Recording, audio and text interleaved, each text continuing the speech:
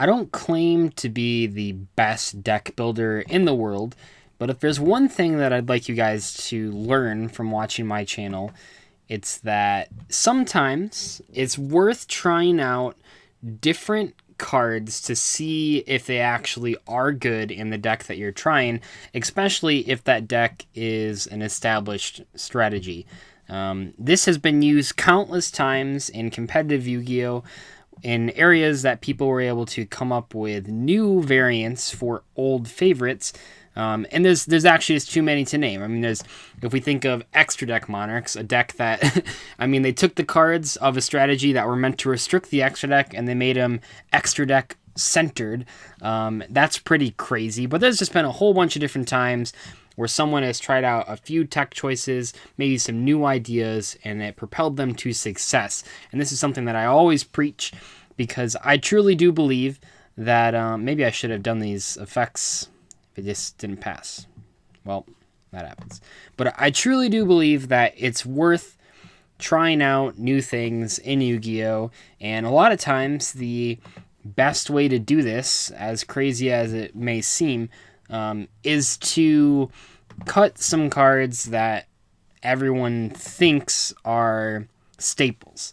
Now, this might seem a little crazy, and maybe in this particular deck I've gone overboard, but you guys have been seeing me test Rescue Rabbit. Man, this guy needs longer turns, so I actually have a chance to talk.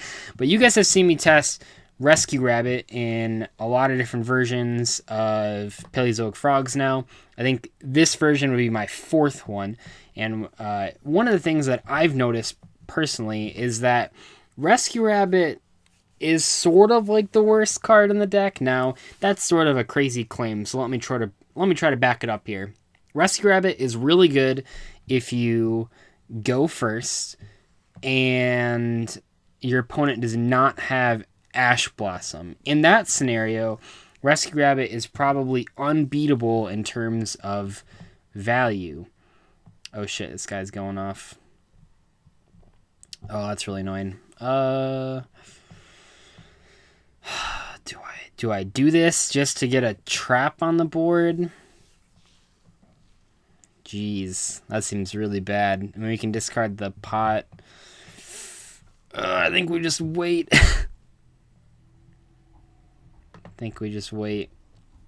Oh, that hurt.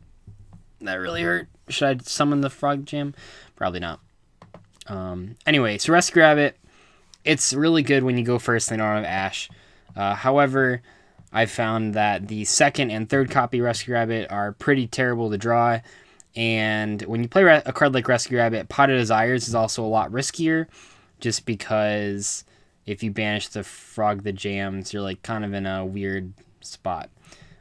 All those things in mind, I understand that Rescue Rabbit's a powerful card, but I wanted to see if I could try something else that would be even better. The requirement with that, it would be better in 90% of the scenarios that I could come up with. Mainly, I have to recognize that it's not going to be better when you go first and your opponent doesn't have Ash Blossom, just because almost nothing. Well, the punish for setting that dude. Actually, this could come in handy. We'll see. We will see here.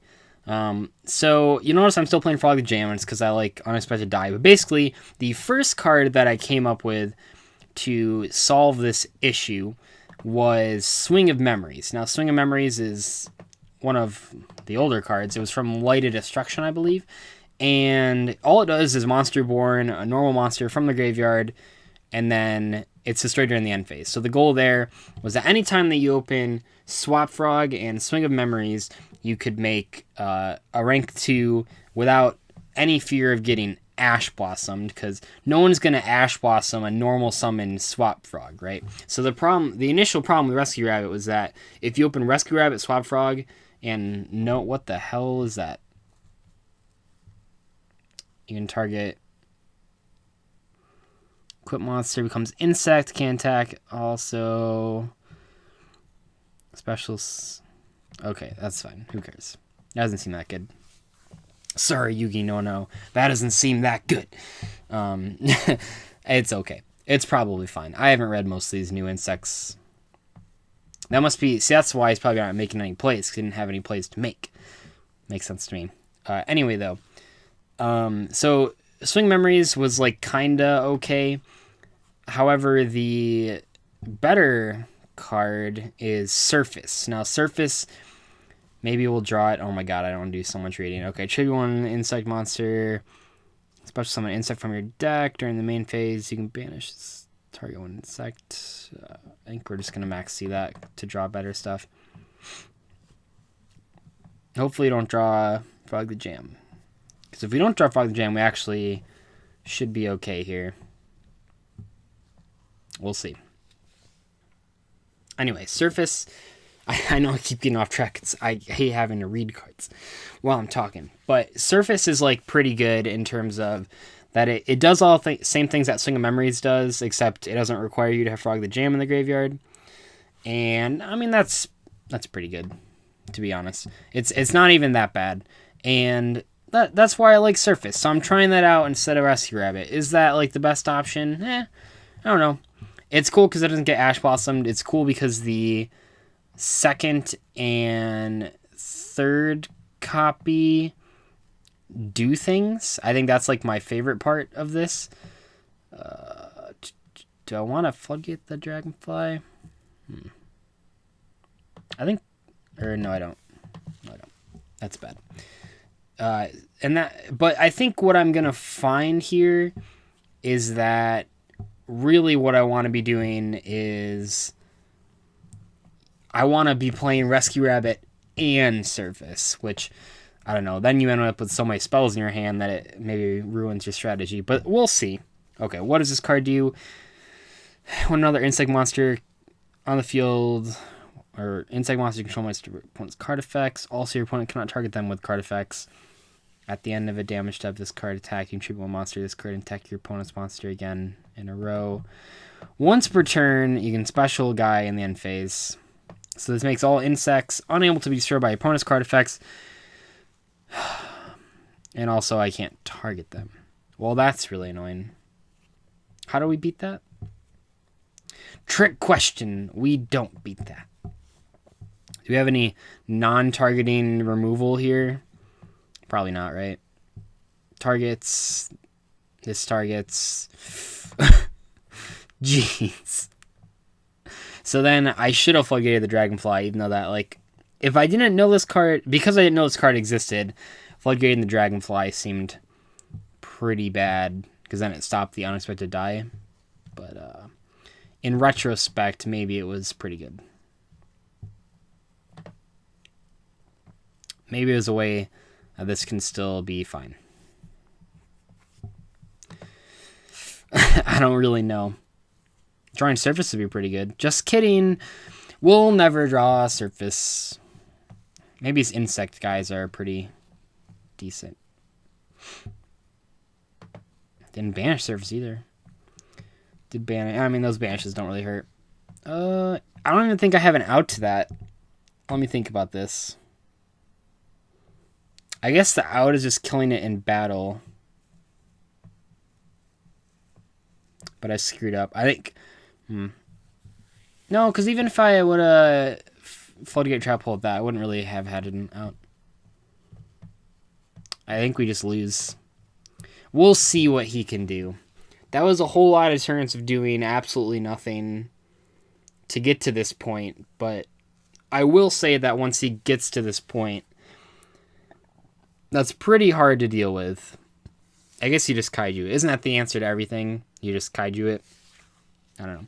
While I'm probably going to lose to this insect deck, the point I'm trying to make as far as deck building goes, and maybe I should have made this into a discussion video instead of a replay video. I was hoping to maybe show off drawing Surface, but that's not going to happen. Apparently. Oh, that's pretty cool. Adds back to the hand. Okay, his cards are pretty good. Probably way too inconsistent, as you can see by him passing 5 turns in a row. Oh yeah, the Twin Destroyer is really hurt too, now that I think about it. I'm going to lose here. That happens. We'll get our guy face down. We'll save some damage. Wait, what? Why is it letting me target them? While another insect monster is on the field, insect monsters you control cannot be destroyed by your opponent's card effects Also, your opponent cannot target them with card effects.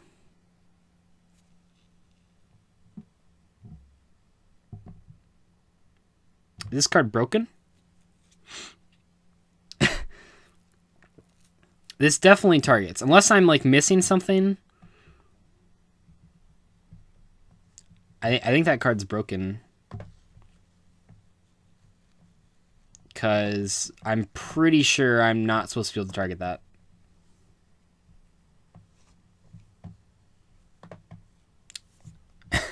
I don't know. This doesn't really help, though. Because he just flips it back up. But I still think that's, like, messed up. How does this guy always have Twin Twisters? It's so good. Does he have Hornet, too? No. Oh, that's kind of cool, actually. Yeah, no, that's actually really cool. If he gets rid of this, he'll, like... Oh, wait, he equipped Insector Cricket. Why is this card still revealed? What's happening? More importantly, why did this let me target it? Must be another insect monsters on the field. Insect monsters you control cannot be destroyed by opponent's card effects. Also, your opponent cannot target. I think that's, like, broken. We're still going to lose, but also, they probably should fix that. Unless, if I'm missing something, I'm sure you guys will let me know, but I am really curious, because I felt like I wasn't missing anything there. Oh, yeah, we're definitely going to lose. I don't think we have, like, maybe he'll, like, screw up or something. I don't know. This is probably... Oh, the card is bugged? Yeah, that's what I thought. I'll type... Yeah, I was about to say... Well, damn, then I could have actually, like, outed that. If I would have known the card was broken, I would have just... No shame, I would have outed it. Man, double Twin Twisters, though. Anyway, we're probably going to lose this. That's okay. More importantly, I just want to get across the idea of trying new things in Yu-Gi-Oh! Just because I just realized it's funny that this is a terrible pun, but the insect monster is bugged. What a great pun. It's perfect. But yeah, for real, like, just try new things in Yu-Gi-Oh! Sometimes you're going to be surprised. I think that it's interesting when you take out staples from decks and then try out new cards to really see what's necessary. I know a lot of things seem like they're standard for a reason, but at some point, people try out new cards and realize, oh wait, don't have to play 3 of this card. I don't even have to play 2 of this card. Or maybe you have to cut the card, or you can cut the card. I know it's always interesting for me when I play like a rogue deck for several months. A good example would be like Spirits or Volcanics. If you look at a lot of, holy shit, we are drawing Unexpected Die. Maybe that card's not a 3 of. But if you like look at my early Spirit builds, I will like say in the deck profiles, man, this is like the tightest list ever. I don't know what I could even cut to make this any better. And then you go to like the last versions, and I've cut like 20 cards from it. And they each individually were things that like I tried out. You know, I cut one card and said, you know, I don't even miss it. And that's really like what I'm talking about here. If you don't even miss the card when you cut it, you probably don't even need to run it in the first place. And that's kind of what I'm trying to do here. Although I think that, I don't know, Unexpected Die might be really terrible. I think I like Surface. I haven't drawn it yet, but I think I like Surface more than I like Unexpected Die. And I think Rescue Rabbit is probably necessary, even though I'm sure I'll like go to an event, or go to the event this weekend, and I'll summon Rescue Rabbit round 1, turn 1. It'll get Ash Blossomed, and I'll lose immediately. But that happens. I think it's worth taking the chance where it doesn't get Ash Blossomed. Maybe I'm wrong. Maybe I'm right. I don't know. We'll find out. But this is probably a bad example of this deck because I didn't draw Surface, and also I got double Twin Twister, which sounds like I'm salty. But maybe I underestimated these. No, I definitely didn't underestimate these insects because I think they're not actually that good because you need like, you really need to draw like all of these parts, right? You need to draw the Parasite, and you need to draw the Cocoon, and you need to draw the Insect Queen. And like, he didn't even really do anything here, right? I mean, he didn't use the Dragonfly at all. It's basically just a normal monster. But anyway, I think that's enough rambling. Hopefully, even though I lost here, hopefully you learned some things about deck building that I might have not proved in this video, but that I can maybe prove in later videos. I'll see you guys later. Bye.